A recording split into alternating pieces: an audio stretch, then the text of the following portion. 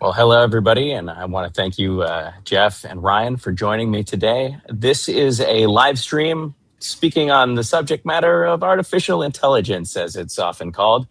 Now, AI was once the subject matter of science fiction, and in our short lifetimes, we've seen it go from subjects, something on the silver screen, to a useful everyday tool. Now, the subsequent evolution of LLMs, from GPT models to today's autonomous agents, has swept over the world, ushering a new era of productivity and potentially disrupting industries.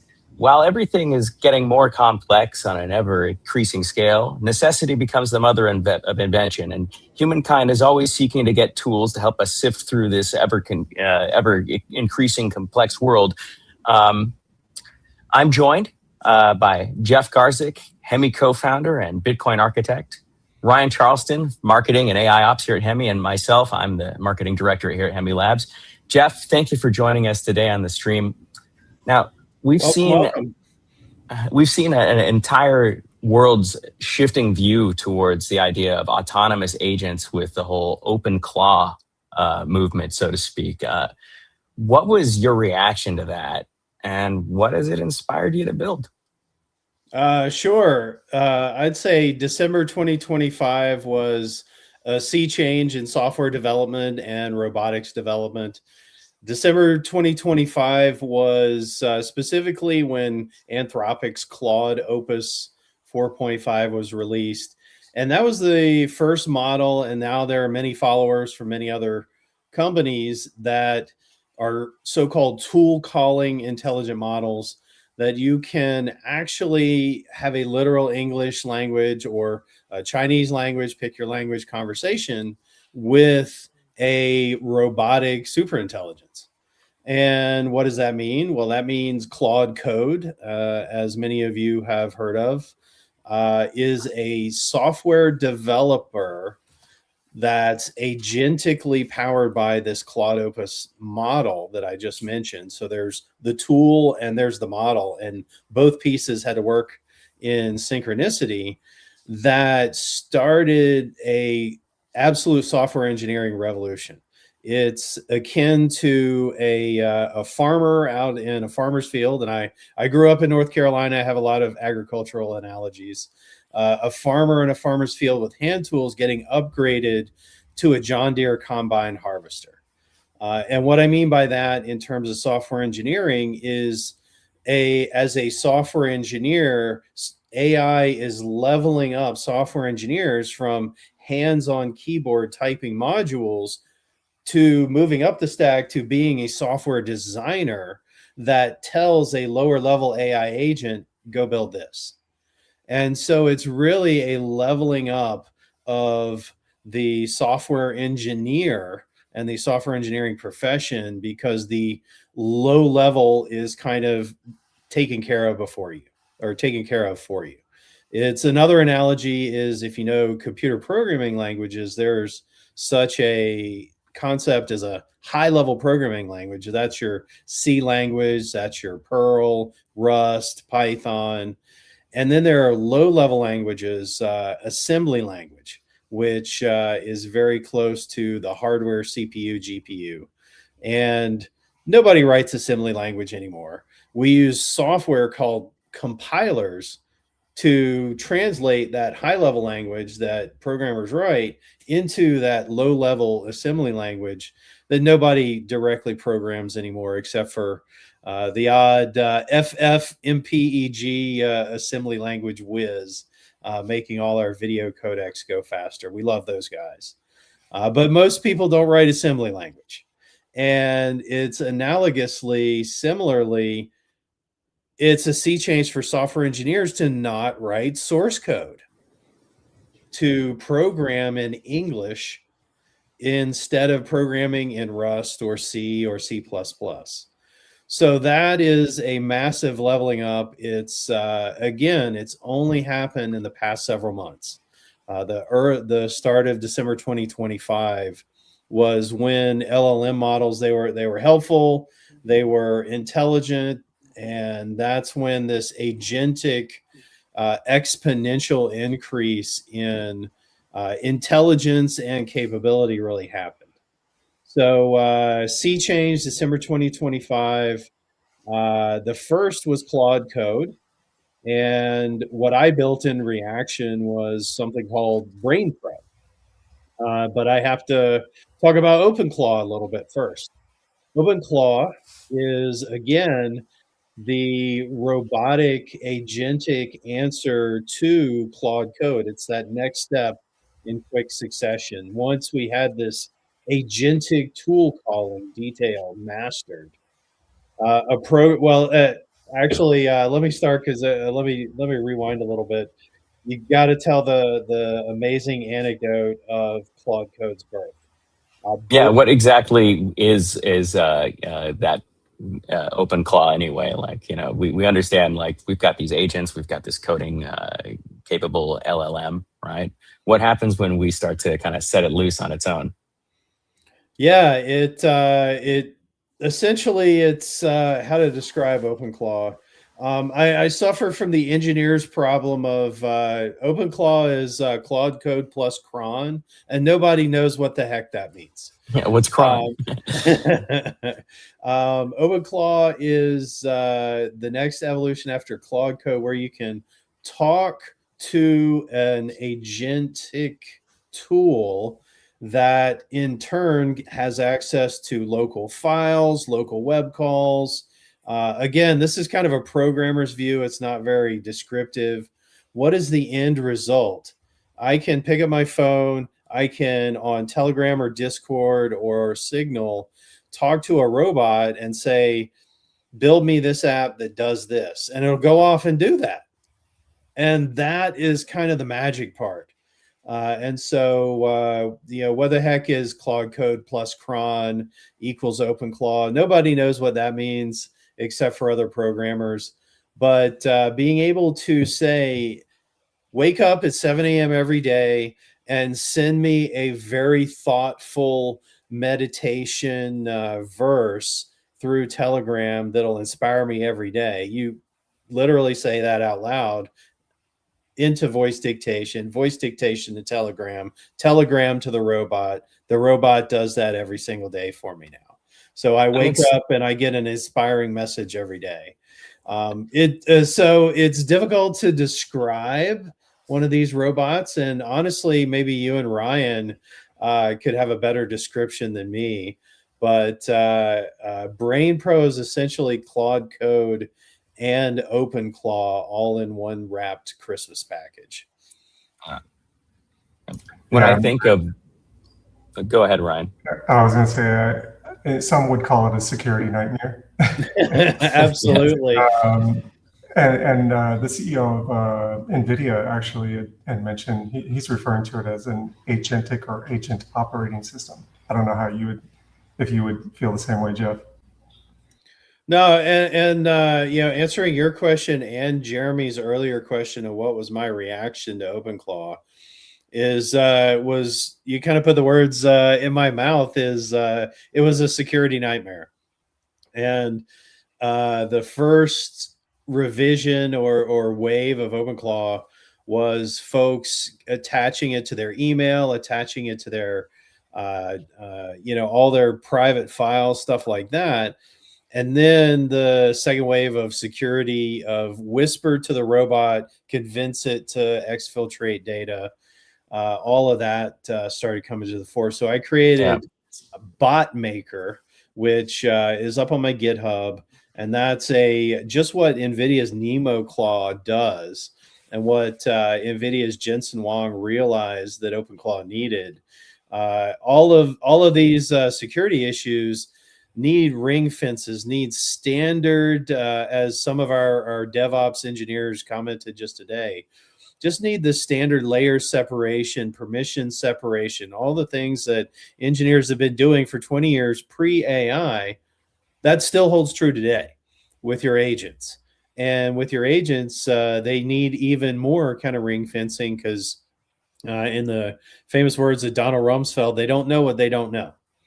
And so that ring fencing, you got to put it external to the bot so that, for example, the bot, and this might sound strange at first, but Don't give the bot access to crypto keys. Don't give the bot access to API keys. You firewall it such that it has to ask an outside secure container to do a thing with keys. That's how bot maker works, without actually exposing the key to the bot, and then the bot leaks it through some security hole. So NVIDIA's Jensen Huang was, I know I'm kind of patting myself on the back a little bit, and Bot Maker is really just a tiny experiment on my GitHub, but it's the same realization as these robots are amazing.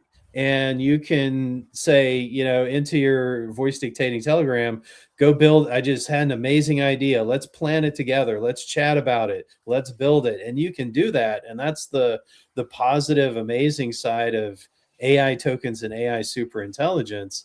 But you got to ring fence it. You got to think about it, not just YOLO all your data into this thing.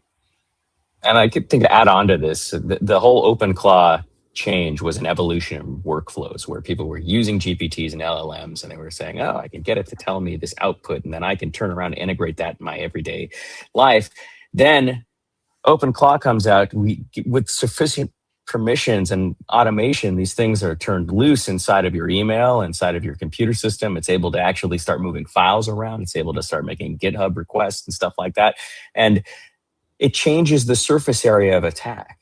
So before, people used to try and inject stuff into prompts because, we know these things are scouring the internet. So if we send it to somebody, we can maybe give them bad information from the LLM side. Well, now it's got access to your email. It's reading your emails. I don't know about you guys, but what I started getting in my email was a bunch of spam that I believe was designed to trigger one of these LLMs to start to sign up for a service or to pay an insurance quote or something like that, or to get me to do something that I wouldn't normally do, because so many people inadvertently opened themselves up to attack by handing over the vital components of their innermost private affairs to these autonomous agents that are supposed to serve as secretaries, but are really just a brand new surface area for attack. Which is and why it's the early days. That's absolutely the early days of. I always have this Darwin-based mindset of, kind of, it is very, very broad, very, very abstract, but everything that's going on is kind of a Darwinian evolution of incentives and actors. And it's, you kind of zoom out. It's inevitable that these things are going to get guardrails.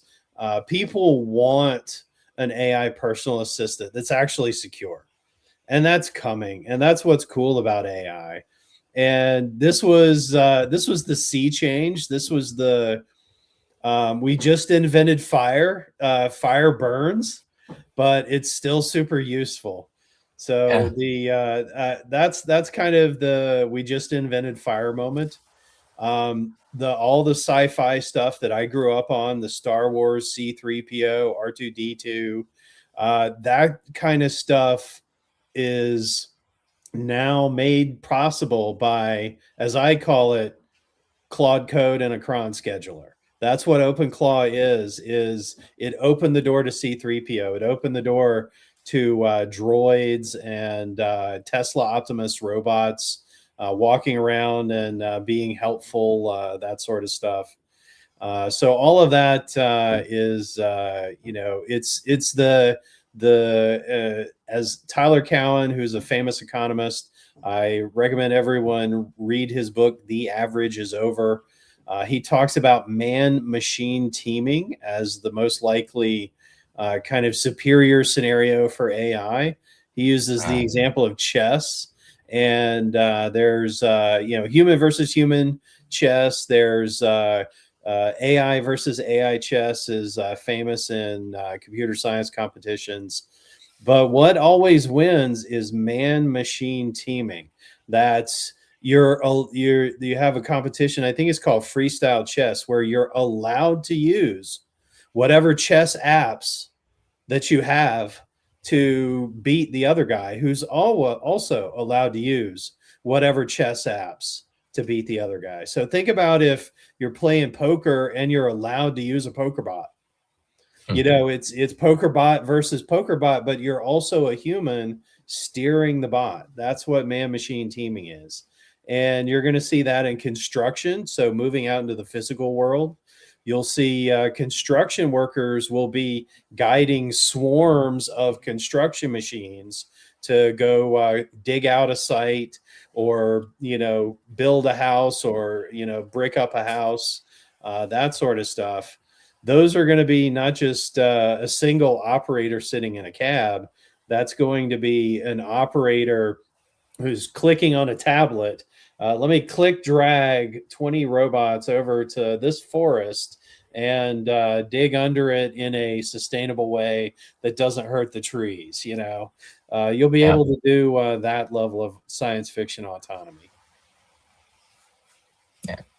But, as much as there's a utopian edge to it, there's also that kind of like,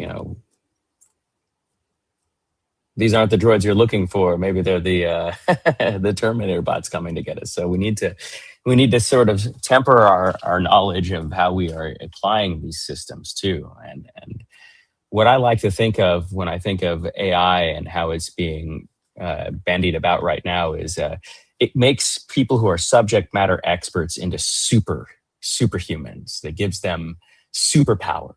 And it takes people who aren't subject matter experts and gives them the ability to become them relatively quickly. So the faster we see those people become superhuman subject matter experts beginning to kind of proliferate industries, then we're going to see a lot more productivity. And I think that's one of the things that people are saying, oh, it's going to disrupt industries, but it's going to make them more productive. And as we move forward and usher in more productivity, we're going to have more problems to solve, which means there's going to be more jobs. Well, there's also normal, average, non-medical personnel are saving lives. So there are anecdotes out there of either I use ChatGPT, I put in my symptoms, the doctor said one thing, and years-long treatment, and then I finally put in my symptoms, and it said, do this. And I did this. My gut was, it's not quite curing cancer, but just basic things of, your posture is bad, so fix your posture and your back pain will go away. Sometimes it's just the obvious stuff. Sometimes it's, the medical community doesn't have the patience in the current kind of coded insurance process that is every GP doctor visit, to just listen to the patient, listen for 15 or 20 or 30 minutes of, these are all my symptoms. And, oh, well, that one symptom, that one data point actually gives us a clue to drill in on this particular medical issue. And there are a couple of cases where it's literally saved lives. There are some medical systems where you kind of have to wait like days to see a doctor in some cases. And going to GPT is something that the poor and the working class can do without needing a medical degree, without having to ask permission. You can just say, my baby's face is turning blue. What do I do? And it'll give you an immediate answer. And so there are literal cases where lives have been saved by just asking basic medical questions into GPT. So it's a super intelligence that is at the same time guided by the prompting. And so it's a new emergent thing. It's very powerful, and it's very empowering for folks who, in this example, they don't have medical training, but it's still useful in saving lives and improving lives. Yes. I wonder, if you've heard the story about someone that had a dog that was sick with cancer, and they mapped the genome of the cancer and they fed it into a GPT that was aided by some other type of thing. And then they were able to basically come up with a treatment, a Myrna vaccine. It took more time to get the approval for the vaccine for the dog through the chemistry and everything like that. I think in the area that they were in, speaking to like processes and things like being a little bit bureaucratic, right? Not being able to get the medical treatment you need. But when the dog finally did get the shot, it halved the size of the cancer. Now, this isn't the kind of thing that necessarily we have statistically significant evidence of a GPT going out and being able to cure cancer. I'm not certainly saying that, but it does lend some legitimacy to the idea that if you have like a specific type of cancer, there might not be a cure-all drug to it, but one that is specific to your genome. There could be a specific treatment that for you could save your life. And these types of systems may be able to evidence those treatments faster than any type of medical professional could, given the tools and constraints of their field. Absolutely. Yeah. Echoing your kind of standard disclaimer, we're not claiming it cures cancer, but at the same time, I think the takeaway is that it helps very much with personalized medicine. And there's a lot of medical systems that just don't scale with personalized medicine. And ChatGPT is kind of what rich people get in concierge medicine, is that personalized experience. That again, this is a big theme for me. Is it's AI is very empowering and bringing expertise that's previously available only to the top 1%. Now everyone can ask incredibly complex medical or physics or business type of questions and get an answer with no shame. That's another thing is sometimes when I'm learning something new, just a brand new field, I'm just asking the absolute basic, is the sky blue or green type of questions that, maybe you feel a little bit embarrassed about asking another person. At least for me, I feel less embarrassed to ask really, really basic questions of GPT. And so again, it's a very empowering for the middle class and the poor that don't have access to a lot of the education tools that the top 1% have. Now, I think that a lot of the ways that these agents are driving the conversation here around healthcare and changing the way our everyday lives and access to educational tools go, we can see them also taking a place in the financial literacy of individuals. And with that, I'd like to transition to a little bit about how these types of LLMs and agentic trading, perhaps, systems might interface with DeFi and the wider ecosystem, the Hemi ecosystem. For instance, we see a lot of talk about X402 payment systems so that bots have like a standard for being able to handle and manage payments for transactions and things like that.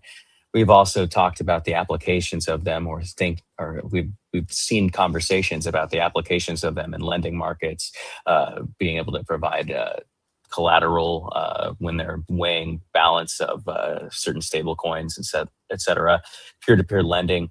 A lot of these types of things beg the question, what is the right architecture for these types of things, and how do they fit in terms of having the right set of privacy and also maintaining the privacy and security of your keys? That's like maybe 20 questions rolled into one, I think. Well, just to preface the whole conversation, I mean, let's just pinpoint it right there. Jeff, what are your thoughts on X402 payments? And do you see other similar standards being pursued in the ecosystem? And how do you see this kind of sussing itself out? X402 really gets into the heart of agentic payments. Agent to agent commerce is the next plateau for payments. Human to agent, agent to human is going to happen, but it's the existing, as you call it, Web 2 or Web 3 rails. Agent to agent is going to be high speed, and it's going to need, like X402, high speed payment processing, going to need agent identity and verification. I know crypto folks don't like to talk about that, but there's going to be a provable standard for this bot is owned by this business or this person or this entity or this government.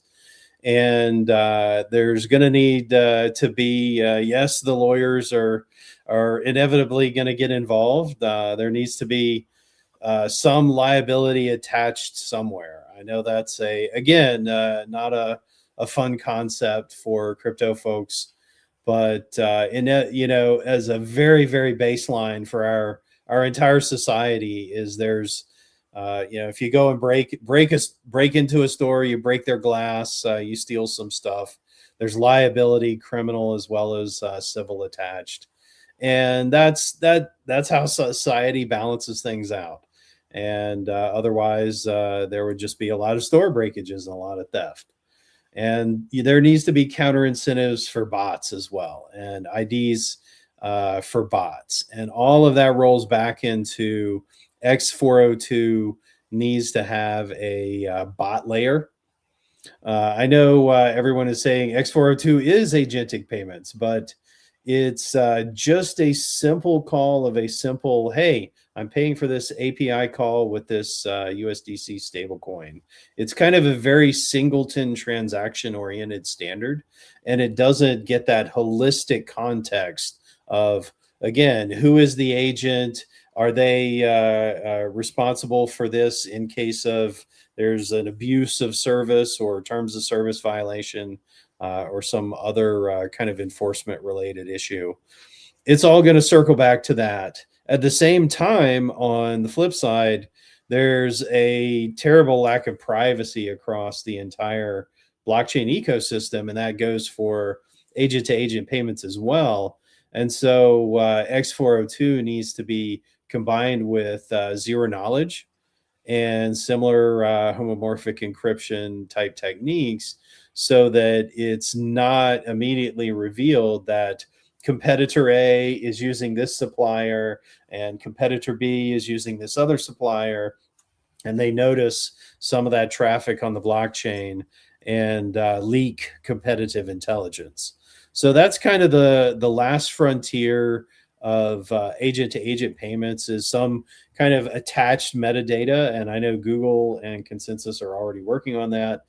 And then again, that other layer as well. So those are some of the facets, privacy in particular, that are needed and kind of signal it's still new frontier, it's still early days, but agent-to-agent payments at the same time are being rolled out at Cloudflare, at I believe I saw Amazon, definitely Coinbase, one of the homes and authors of that spec.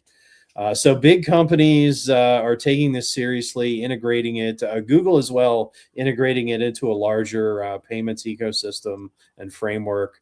So it's really about how is that, again, man-machine teaming, how is that man and robot ecosystem going to grow together? So it's not about agent payments. It's not about people payments. It's about people and agent clusters and swarms.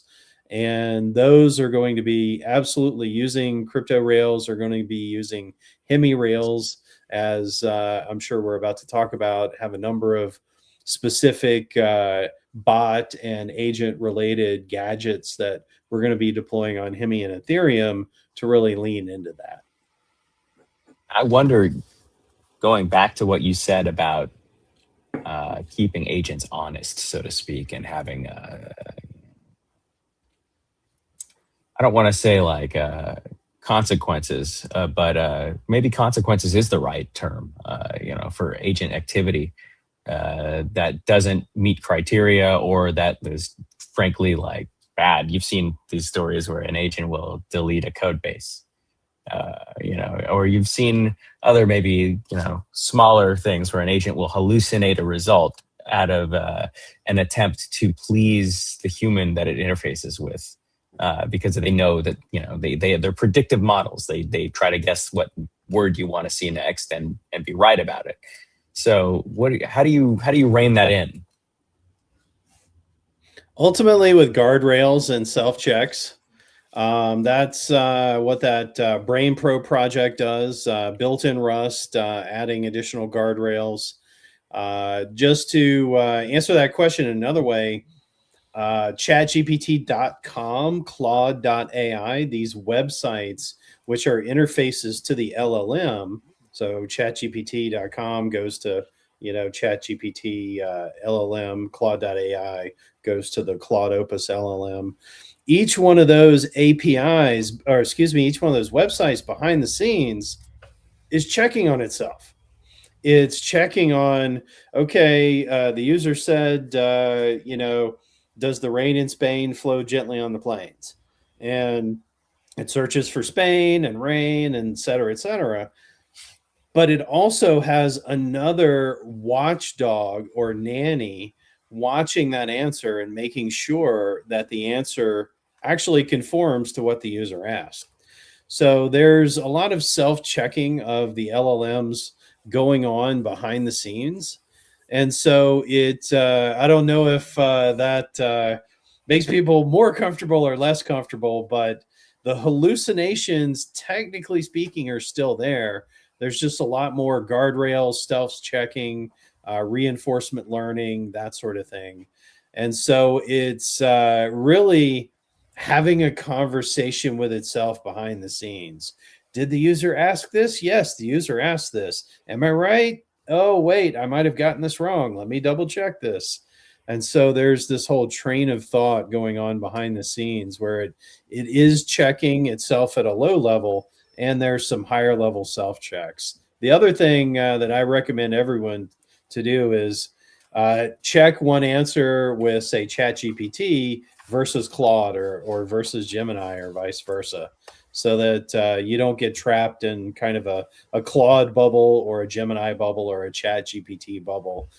They'll really be good at cross checking, and some of the amusing simple techniques still work, whereby you tell GPT that the competitor Claude generated this answer, and GPT's accuracy actually bumps up a little bit because it's feeling competitive. So these things are still weird, but ultimately that self-checking is now built into the system. Now, you touched on some of the agentic deployments pending on Hemi on the EVM side. Can you go into some more detail on those? Sure. We've got an entire list, and just to reveal a little bit to the audience that I've been talking with the two gentlemen here on the screen about having an AI week to highlight some of the things that I'm about to list out. I have a list of several specific AI agentic either features or smart contracts or aspects as it relates to Hemi. And I'll just kind of laundry list out a few of these for the audience. The first, we were talking about X402 and payments. This is a bit behind the scenes, but you need a payment hub, kind of a crypto PayPal. Maybe I ought to go grab cryptopal.com domain right now. Just a billing concentrator. And what this means specifically is think about how folks pay Amazon Web Services today. Amazon Web Services, popular cloud service, just like Google Cloud, just like Microsoft Azure. Your monthly bill is not predictable. It's not $29.95 a month. It changes. It's highly variable based on usage. And this is a challenge in the crypto space. Crypto is very secure, and it's built on the I give you permission to approve X amount moving out of my account kind of flows. And that's again secure, it makes sense, but it's unlike the Amazon, Microsoft Azure, Google Cloud billing flow. And so you need some sort of billing concentrator whereby I drop in, let's say, some Bitcoin, and let's say Hemi BTC on the Hemi chain. I'm earning a little bit of yield on that behind the scenes while it's idle.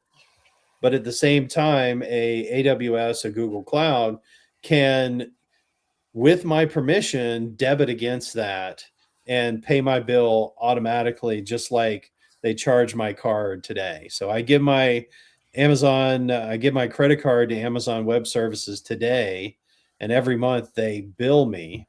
And most of the audience is like, well, yeah, obviously, but that's hard in crypto. A variable amount being pulled from a crypto account is something that needs to be built, and we built it. So that's one out of many.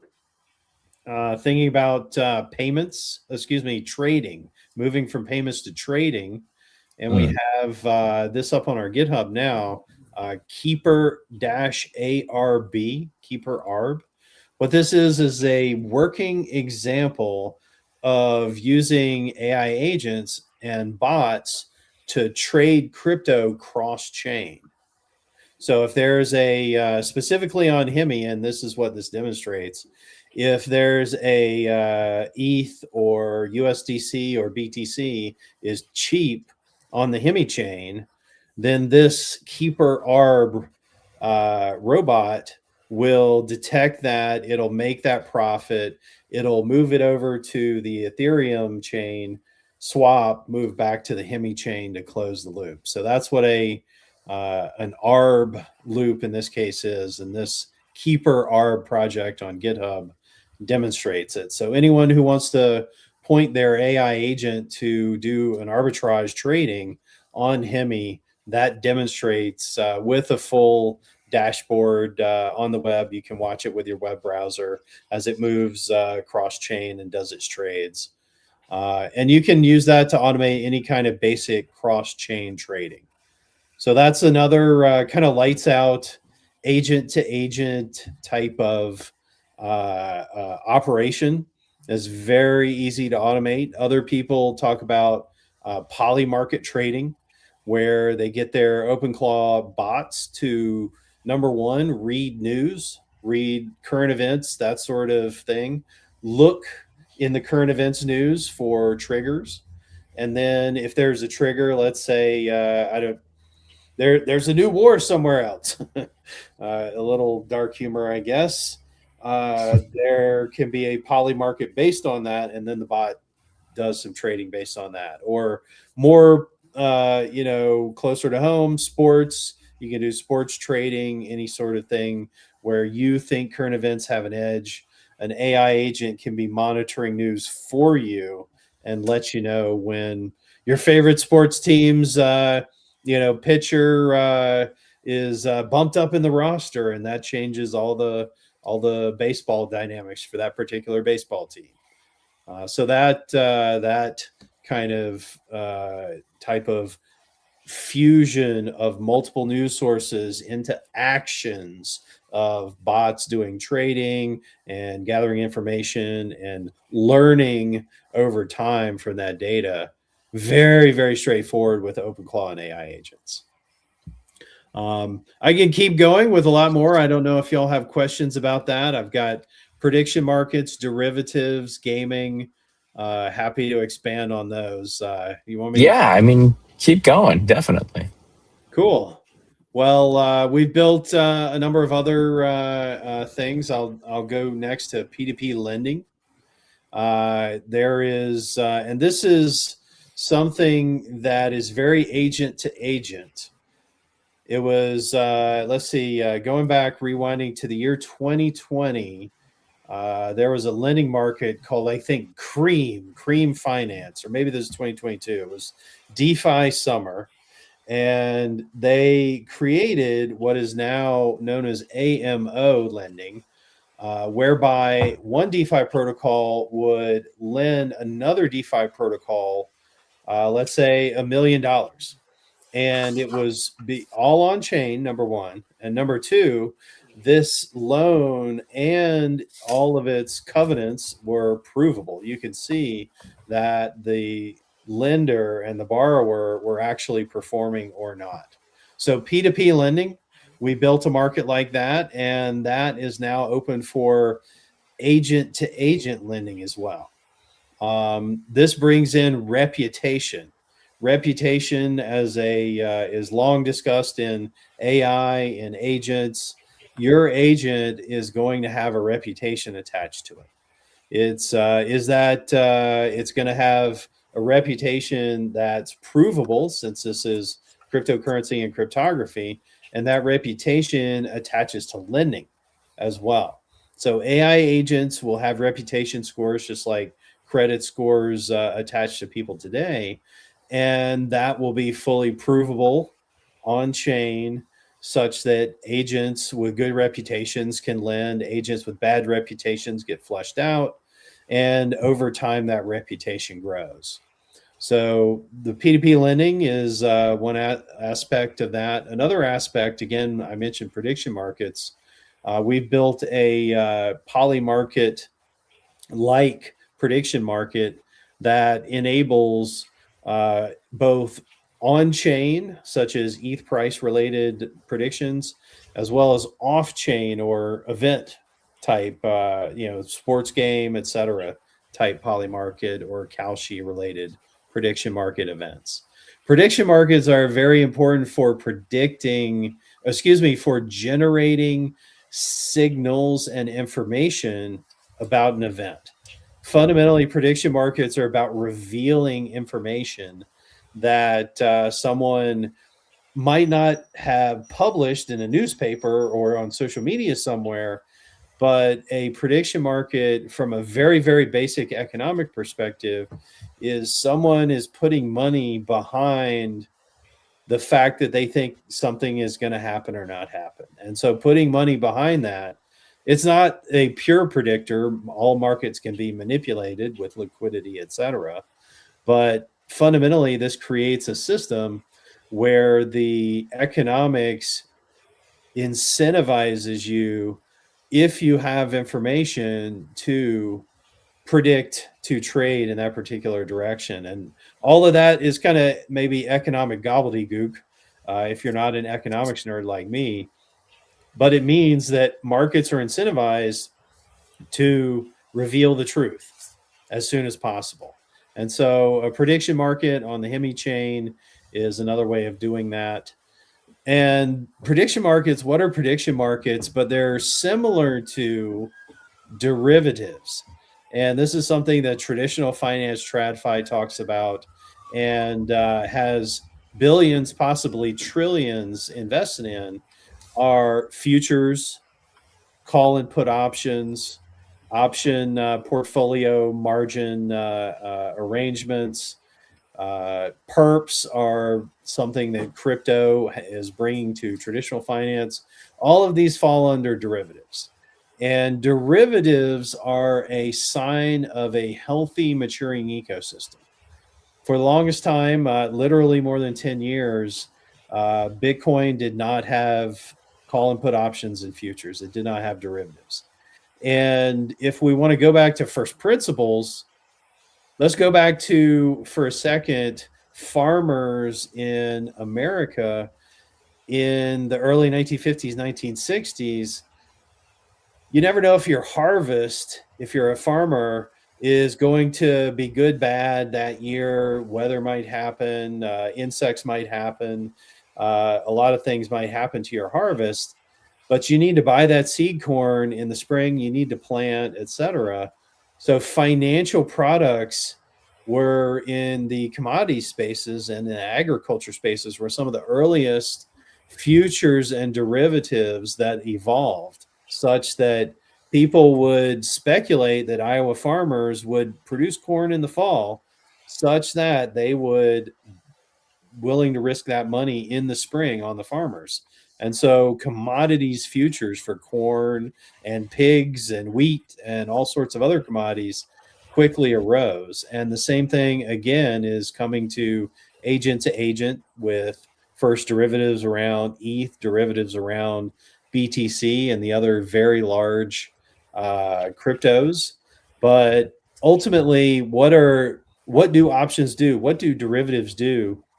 Is it gives you a stake in the future of a particular token, whether it's a big token like ETH or BTC, whether it's a Hemi token or your agent's specific tiny token.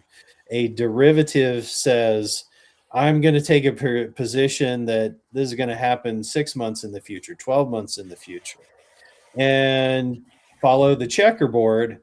If you do that, that means you inject stability into the system walking backwards. So derivatives and options are signs of maturing market that's needed for agent communication and stability of markets.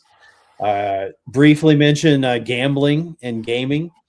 both video games and the non-gambling type of gaming, virtual markets. Agents are going to play in virtual markets as well, and also gambling. We built a demo dice game, which I think is pretty cool. It's a you are the house on chain type of dice game with a verifiable random function. But I do believe that agents are going to get involved in that as well, both on the house side as well as I think this might sound a little bit unusual, but I think agents will do casino gaming. And then finally, agent to agent trading competitions and reputation and trust networks. This is something that I've been working on for a while. The code's not finished yet, but the idea is that competition for portfolio managers out in the broader TradFi ecosystem can also be done with agents as portfolio managers in the crypto ecosystem. What does that mean? Well, ideally, if you have a competition for which agent is the best performing portfolio manager of a portfolio of crypto, then investors in that portfolio are going to get very high returns and very high yield. So this agent to agent competition where the users win is something that happens at agent speed, but again, it benefits people. So I'm kind of working towards a lot of these agent to agent. It happens at agent speed systems, but ultimately, if it doesn't benefit people at the end of the day, why even bother? So that's where a lot of the ideas and flow are. And obviously, you want them to happen on Hemi, where there's low cost, low fees, and some of the high speed L3s that we're working on that go even faster. And circling back to people, that brings us to a perfect opportunity to transition to the Ask Me Anything portion of the Ask Me Anything. So far, I've been the one asking all the questions. We do have some questions from our community members who joined our Discord. You can join the Hemi's Discord if you'd like to join us for our regularly scheduled broadcast, as well as join the Hemi community in general. These first set of questions come from community member Mudokan, who asks, if you could walk us through what an agentic AI workflow on Hemi might actually look like for a regular person. For instance, could an OpenClaw style agent watch markets, optimize BTC yield, pay bills, or even handle simple trading, all while staying secured by Bitcoin and executing inside the HVM? Short answer, yes. The longer answer is you're going to need to do a little bit of firewalling, but that's a perfect agentic use case. I've been literally dreaming for over 20 years. This maybe ages me over 40 years for an AI personal assistant that I can say, I really like this stock or this token or this business, follow it and obsess about it in a good way, trade it, etc. And so absolutely, that's where AI agents are going once a lot of these security issues are solved. And again, don't give AI agents crypto keys. Run it through a firewall like BotMaker or NemoClaw or something else. But that's precisely what agentic flows are going to be. You're going to it's all language based, whether you're Indonesian or Malaysian or English speaking. You're going to pick up your Telegram. You're going to say, I really want to, pick up some more BTC. So go ahead and yield farm these other tokens, swap it over to BTC, and then drop it into the Hemi BTC, Hemi earn, and I'm going to earn more BTC yield. So and again, I'm miming this. I do this today. I pick up my phone. I use voice dictation. I talk through Telegram and Discord. That goes to the OpenClaw bot, which actually goes out on the blockchain and executes real blockchain transactions. So it's that's the agentic workflow today. It's the caveats are, as we mentioned, security, and you kind of have to be a techie today and figure out OpenClaw. It's still a as we say, sharp edges, wet cement. You need to tell your OpenClaw agent. You have to use specific words. Wake up every day at 7 a.m. and compute the opening price of this poly market. So as long as you're highly specific and highly clear, and that, by the way, is the new programmer. You don't have to know C language. You don't have to know Rust. You don't have to know assembly language. You just have to be clear and patient.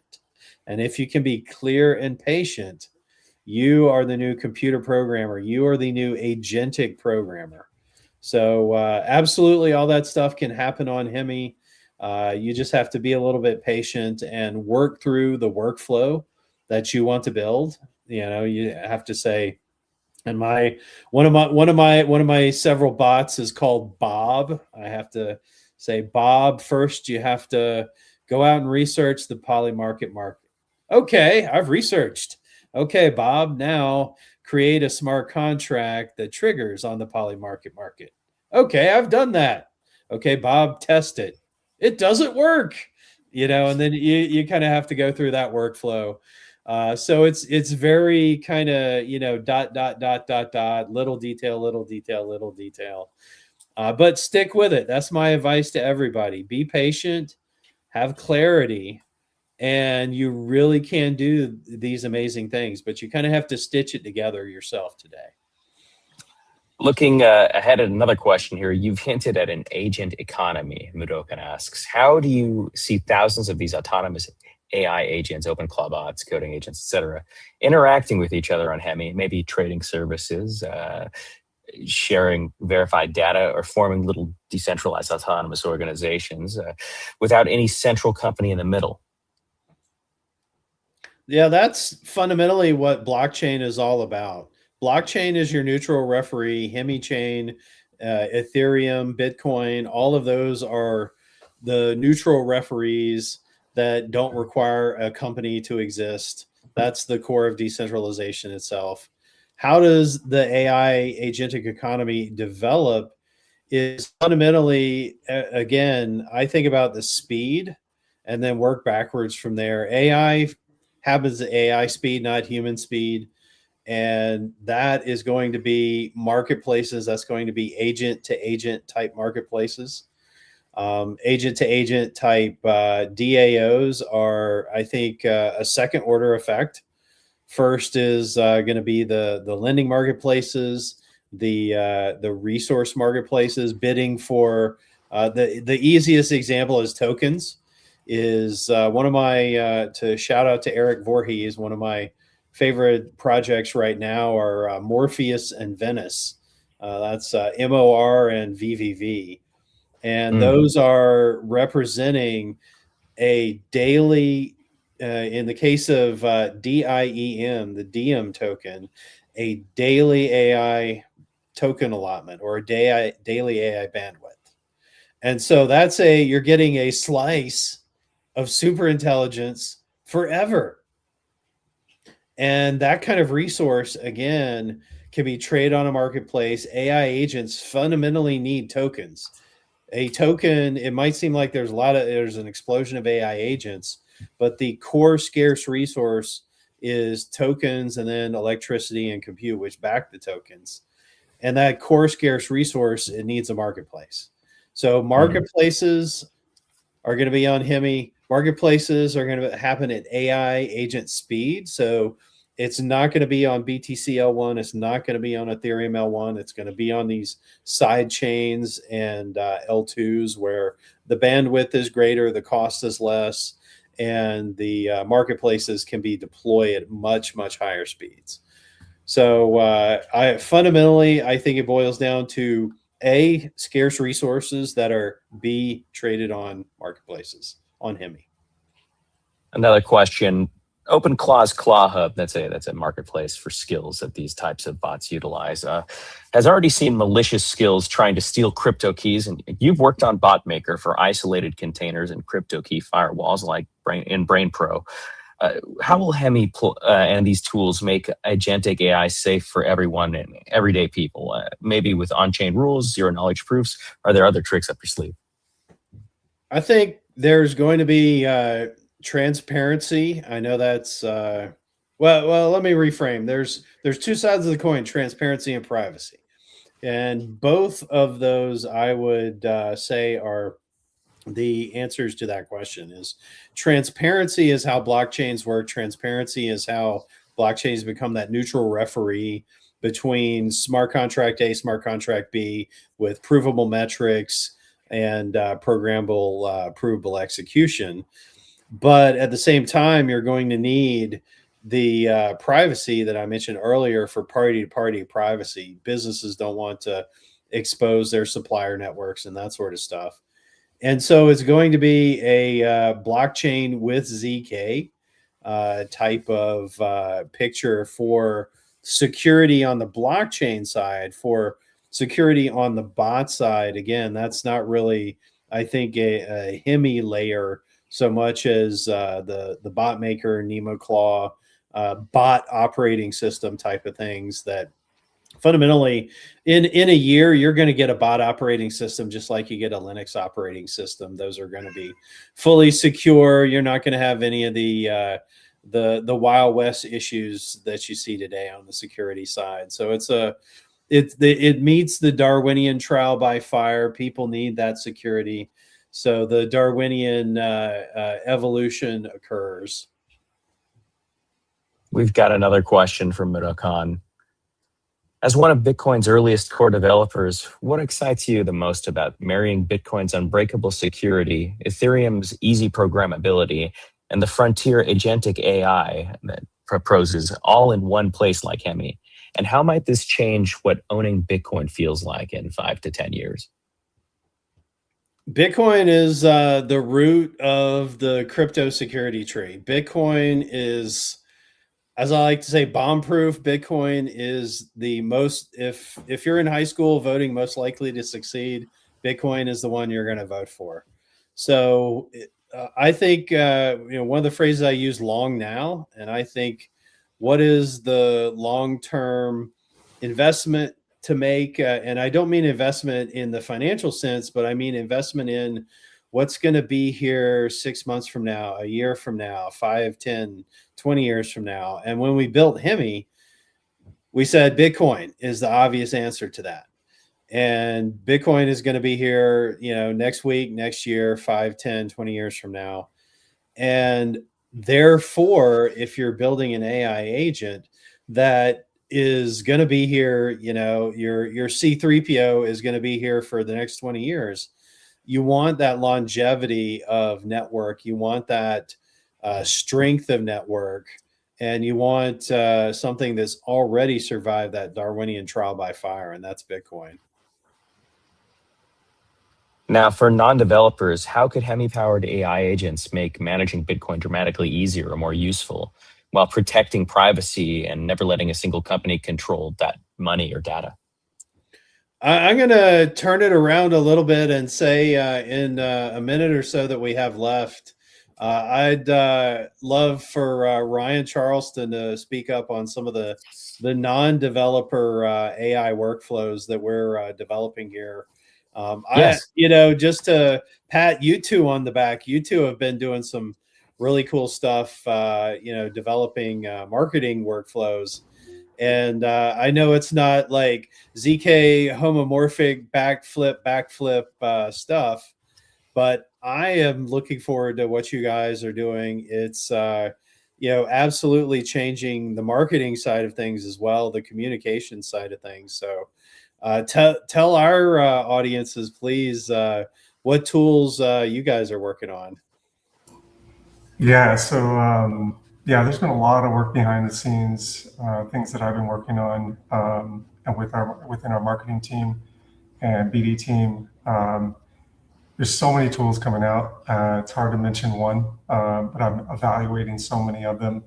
But the tools are actually another layer of all this, and they're changing and they're being updated almost on a weekly basis. Even the models themselves are getting faster and faster, or shorter periods between model releases. And so on the marketing side, like what I found is it's all about context and data.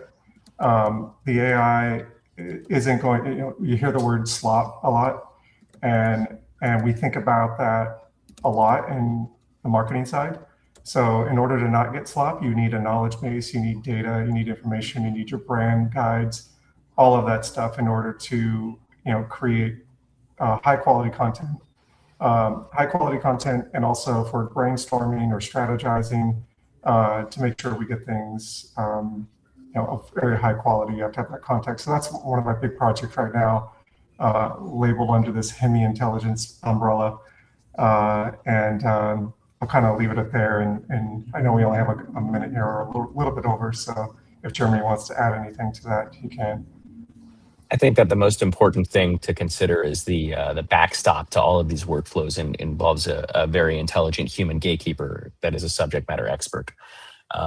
As I mentioned earlier, a lot of these agentic workflows take subject matter experts and turn them into superhumans. And when you have those abilities and smart people who are on your team that are able to utilize the ever expanding array of tools that these things are delivering to us week after week, you're seeing kind of an evolution in the way that we talk to each other in terms of like providing availability to content and how we design content, and not so much what we're saying, because the messaging and the narratives fundamentally remain the same. We want to tell the human stories behind these tools and how they interact and how they're offering, a competitive advantage against the other tools that are out there. But like how I'm able to craft that narrative and the way I'm able to build a story around that and make it accessible to people is rapidly changing. And I'm very excited about those changes and what we're able to build with them, particularly at Hemi. And I'm just to, kind of high level it. I'm excited because I can get more Hemi ideas out of my head and into code. Just, it's, I have 5 ideas, 10 ideas, 20 ideas a week, and you're throwing all of them away because you're working on, idea 2 or 3. And now with agentic AI and Claude Code and the other coding engines, you can go a lot faster. You can prove out ideas. And with, as you mentioned, Jeremy, being a subject matter expert, you can tell when it's slop and it's not slop. And you can create processes that, guard against slop on every single change. You have something called test-driven development. You have other development techniques that, prevent hallucinations and the other AI guardrails and stuff like that. So net, it's a huge productivity increase for Hemi. Yeah, absolutely. And you touched on a point there where I use it for a lot, is testing and doing mock-ups. Like, I'm not a developer, but I find myself actually coding mock-ups of ideas that I have, whether it's an analytics dashboard or a website or an app or something. And it's a great conversation starter with the team, and it allows us to move a little bit faster and sort of vetting the ideas, seeing if this is actually going to work, and then going back to the AI to kind of brainstorm and flesh out more details, and then run it through Claude Code to actually, get the initial draft, to start building things. So it really speeds up that idea to prototyping really fast. Yeah, so I'd say the future of AI at Hemi is moving at AI speed, because AI moves at AI speed. All right. Well, I think that is a wonderful place for us to cap things off. Ryan, Jeff, thank you for joining us, and we look future to having more podcasts where we're able to speak to the crowd about all this stuff that's going on at Hemi. It's a wonderful frontier that we're at the bleeding edge of. Absolutely. Thank you. Take care, guys.